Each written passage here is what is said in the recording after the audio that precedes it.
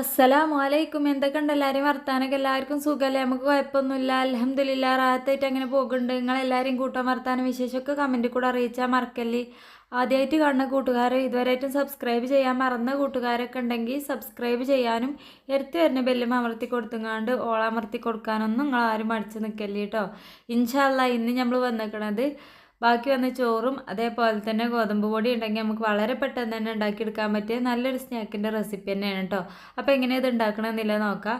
ആദ്യം തന്നെ നമുക്ക് ഈ ഒരു ചോറ് മിക്സിൻ്റെ ജാറിലേക്ക് ചേർത്ത് കൊടുക്കാം. ഞാനിവിടെ വളരെ കുറച്ച് എമൗണ്ട് എടുത്തുകൊണ്ട് തന്നെ ചെറിയ ജാറിലാണ് ഇത് അരച്ചെടുക്കുന്നത്. കൂടുതലുണ്ടെന്നുണ്ടെങ്കിൽ അതിനനുസരിച്ച് നിങ്ങൾക്ക് അരച്ചെടുക്കാവുന്നതാണ് കേട്ടോ.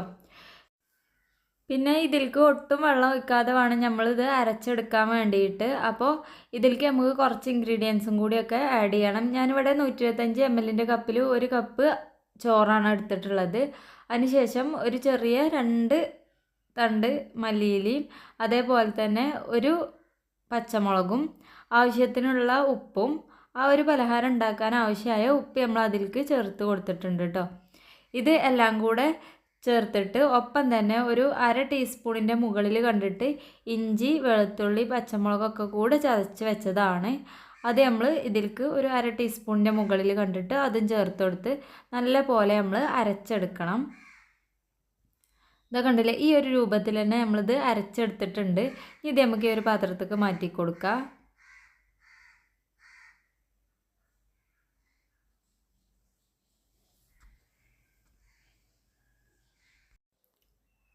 ഈ ഒരു പലഹാരം എന്ന് പറഞ്ഞാൽ നല്ല ടേസ്റ്റി ആയിട്ടുള്ള ഒരു പലഹാരമാണ് കേട്ടോ. ചോറ് കൊണ്ടാണ് ഉണ്ടാക്കിയെന്നുള്ളത് നമുക്ക് തോന്നില്ല.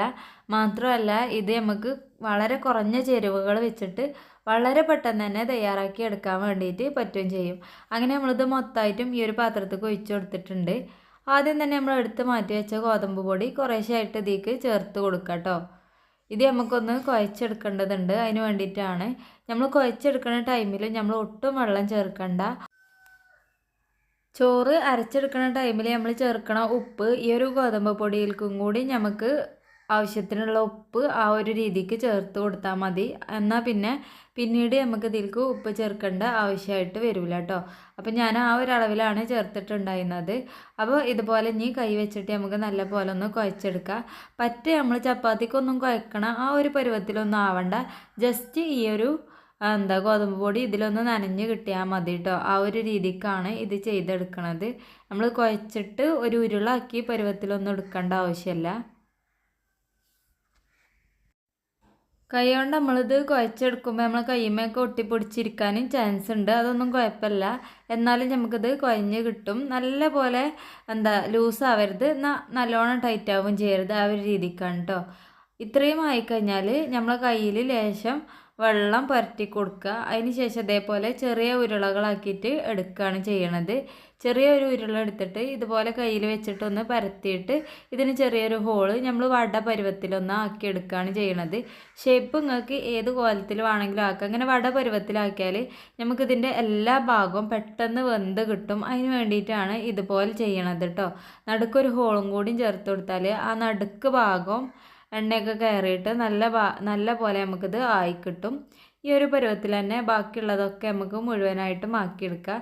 നമ്മൾ ഈ ഒരു ചെറിയ ഒരളവിൽ തന്നെ ഇത് ഉണ്ടാക്കിയെടുക്കുമ്പോൾ തന്നെ നമുക്ക് അത്യാവശ്യം ഒരു 10 എണ്ണമാണ് കിട്ടുന്നത് കേട്ടോ. ഈ ഒരളവിൽ നമ്മൾ ഉണ്ടാക്കിയെടുക്കുമ്പോൾ. അപ്പം നിങ്ങൾക്ക് അതിലും കൂടുതൽ പലഹാരം വേണം എന്നുണ്ടെങ്കിൽ ചോറും കാര്യങ്ങളൊക്കെ നിങ്ങൾ അതിനനുസരിച്ചെങ്ങാണ്ട് കൂട്ടിയെടുത്താൽ മതി. ഇതിലേക്ക് നമ്മൾ ഏകദേശം ഒരു 1/2 കപ്പ് തികയാത്ത രൂപത്തിലാണ് ഗോതമ്പ് പൊടി ചേർത്ത് കൊടുത്തത്. പിന്നെ 1/2 കപ്പാണ് ചോറ് ചേർത്തത്. അത് മാത്രമാണ് കാര്യമായിട്ട് നമുക്ക് ഇതിലേക്ക് വേണ്ട ഇൻഗ്രീഡിയൻറ്റ്. ബാക്കിയൊക്കെ പിന്നെ നമ്മളെ വീട്ടിൽ എപ്പോഴും ഉണ്ടാവണ കുറച്ച് ഐറ്റംസ് മാത്രമേ ഉള്ളൂ ഇതിലേക്ക് ആവശ്യമായിട്ട് വരുന്നത്. അപ്പോൾ തീർച്ചയായിട്ടും എല്ലാവരും ഈ ഒരു പലഹാരം ട്രൈ ചെയ്യണം കേട്ടോ.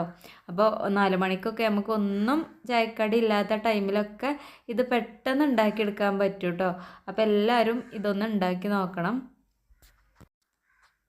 അങ്ങനെ ഇതെല്ലാം നമ്മൾ ഒന്ന് ഷേപ്പ് ചെയ്തെടുത്തിട്ടുണ്ട്. കണ്ടില്ലേ, ഈ ഒരു പരുവത്തിൽ 10 എണ്ണമാണ് നമുക്ക് കിട്ടിയിട്ടുള്ളത്. ഇത് നിങ്ങൾക്ക് ഏതെങ്കിലും ഒരു കളറൊക്കെ ഇതിന്മേ വേണമെന്നുണ്ടെങ്കിൽ മഞ്ഞളൊക്കെ ചേർത്ത് കൊടുക്കുക. ഞാൻ അതൊന്നും ചേർത്തിട്ടില്ല കേട്ടോ. നല്ലൊരു പച്ചപ്പുള്ള എരിവും കാര്യങ്ങളൊക്കെ കിട്ടാൻ വേണ്ടിയിട്ട് തന്നെ ഞാൻ അതൊന്നും ചേർത്തിട്ടില്ല. ഇനി നമ്മൾ ചട്ടി വെച്ചിട്ട് അതിക്കൊരു നുള്ള് എണ്ണ ഒഴിച്ചു കൊടുത്താൽ മതി. ഈ ഒരു ഐറ്റം എന്ന് പറഞ്ഞാൽ എണ്ണയെ കുടിക്കൊന്നുമില്ല. അതുകൊണ്ട് തന്നെ നമുക്ക് ഈ ഒരു എണ്ണ മതിയാവും ഇത് മുഴുവനായിട്ടും പൊരിച്ചെടുക്കാൻ വേണ്ടിയിട്ട് കേട്ടോ. എണ്ണ നല്ല പോലെ ചൂടായതിന് ശേഷം ഇട്ട് കൊടുക്കുക. ഇട്ട് കൊടുത്തു കഴിഞ്ഞാൽ ലോ ഫ്ലെയിമിലേക്ക് ആക്കി വെക്കുക കേട്ടോ. അല്ലാന്നുണ്ടെങ്കിൽ നമുക്ക് പുറഭാഗം പെട്ടെന്ന് കരിഞ്ഞും പോകും. നമ്മൾ അപ്പസോഡയോ കാര്യങ്ങളൊന്നും ചേർക്കാത്തതുകൊണ്ട് തന്നെ ഇതിൻ്റെ ഉൾഭാഗം വേകണമെങ്കിൽ നമുക്ക് ലോ ഫ്ലെയിമിൽ ഇട്ടിട്ടൊന്ന് വേവിച്ചെടുക്കേണ്ടതുണ്ട്. അപ്പോൾ ആദ്യം തന്നെ ഞാൻ 2 ഇവിടെ ഈ ഒരു എണ്ണയിലേക്ക് ചേർത്ത് കൊടുത്തിട്ടുണ്ട്. 2 ഭാഗവും മറിച്ചും തിരിച്ചു ഇട്ടിട്ട് നല്ലപോലെ ആവണ വരെ നമുക്കിതൊന്ന് വേവിച്ചെടുക്കാം. ഇട്ട് കൊടുത്ത് ഇതുപോലെ മുകളിലേക്കൊന്ന് തേവി കൊടുത്തു കഴിഞ്ഞാൽ നമുക്കിത് മറിച്ചിട്ട് കൊടുക്കുക. മറിച്ചിട്ടിട്ട് വീണ്ടും നമ്മളിങ്ങോട്ട് തന്നെ തിരിച്ചിട്ട് കൊടുക്കണം കേട്ടോ. എല്ലാ ഭാഗവും ഒരുപോലെ വെന്ത് കിട്ടാനും ഒക്കെ വേണ്ടിയിട്ടാണ് നമ്മൾ അത് മറിച്ചും തിരിച്ചൊക്കെ ഇട്ടിട്ട് വേവിച്ചെടുക്കണത്. ഏകദേശം ഒരു ബ്രൗൺ കളർ ആകുമ്പോൾ നമുക്കിത് എണ്ണയിൽ നിന്ന് കോരി മാറ്റാം. അപ്പോൾ ഫ്ലെയിം ഒരിക്കലും ലോ ഫ്ലെയിം ആക്കാൻ മറക്കരുത് കേട്ടോ. ആ ഒരു രീതിക്ക് വേണം നമ്മൾ ആക്കിയെടുക്കാൻ. കണ്ടോ, ഈ ഒരു അളവിലാവുമ്പോൾ തന്നെ നമുക്കിത് എണ്ണയിൽ നിന്ന് കോരി മാറ്റിയെടുക്കാം. അങ്ങനെ ഇതാ ഫസ്റ്റത്തെ ട്രിപ്പ് നമ്മൾ നല്ലപോലെ ബ്രൗൺ ആയിക്കണ്. അത് നമ്മൾ മാറ്റി വെച്ചിട്ടുണ്ട്. ഇനി നമ്മൾ ലോ ഫ്ലെയിമിലേക്കാക്കി വെക്കാൻ മറക്കരുത് കേട്ടോ. ഒന്ന് കൂട്ടി വെച്ചിട്ട് ലോ ഫ്ലെയിമിലേക്കാക്കി വെക്കാൻ മറക്കരുത്. പിന്നീട് ഞാൻ ചട്ടിയിലേക്ക് ചേർത്ത് കൊടുത്തത് 4 വീതമാണ്. അങ്ങനെ നമുക്ക് 3 പ്രാവശ്യം കൊണ്ട് തന്നെ ഇത് വെന്ത് കിട്ടുകയും ചെയ്തു കേട്ടോ. അപ്പോൾ നല്ല വൃത്തിക്കുള്ള നല്ല ടേസ്റ്റുള്ള ഒരു പലഹാരമാണ്. തീർച്ചയായിട്ടും എല്ലാവരും ട്രൈ ചെയ്യുക. ഇനി ഗോതമ്പ് പൊടിൻ്റെ ഫ്ലേവറൊന്നും ഇഷ്ടമില്ലാത്തവരാണെന്നുണ്ടെങ്കിൽ ഇത് വല്ലാതെ ഗോതമ്പ് പൊടിൻ്റെ ഫ്ലേവറൊന്നും ഉണ്ടാവില്ല.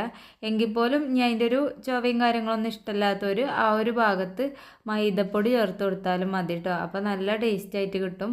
പക്ഷെ അത്രയും ഹെൽത്തി ആവില്ല, അതുകൊണ്ടാണ്.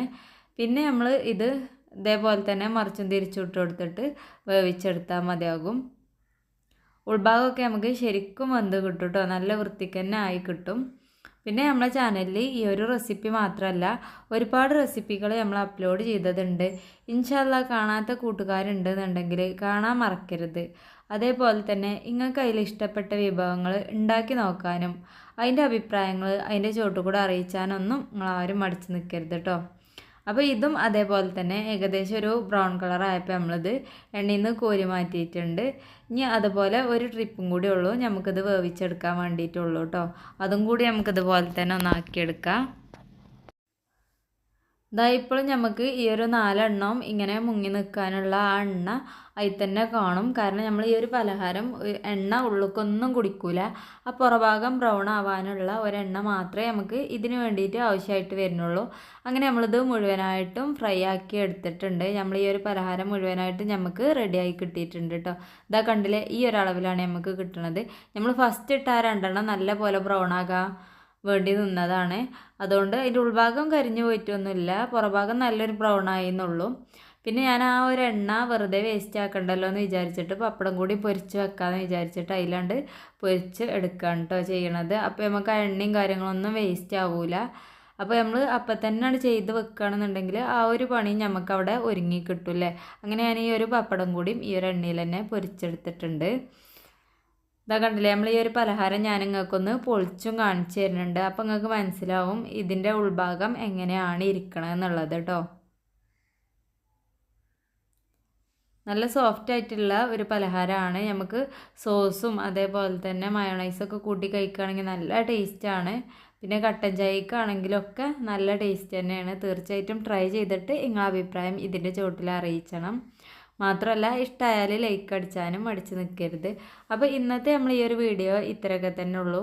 ഇനി അടുത്തൊരു നല്ല വീഡിയോ ആയിട്ട് വരുന്നവരെ എല്ലാ കൂട്ടുകാർക്കും അസ്സലാമു അലൈക്കും.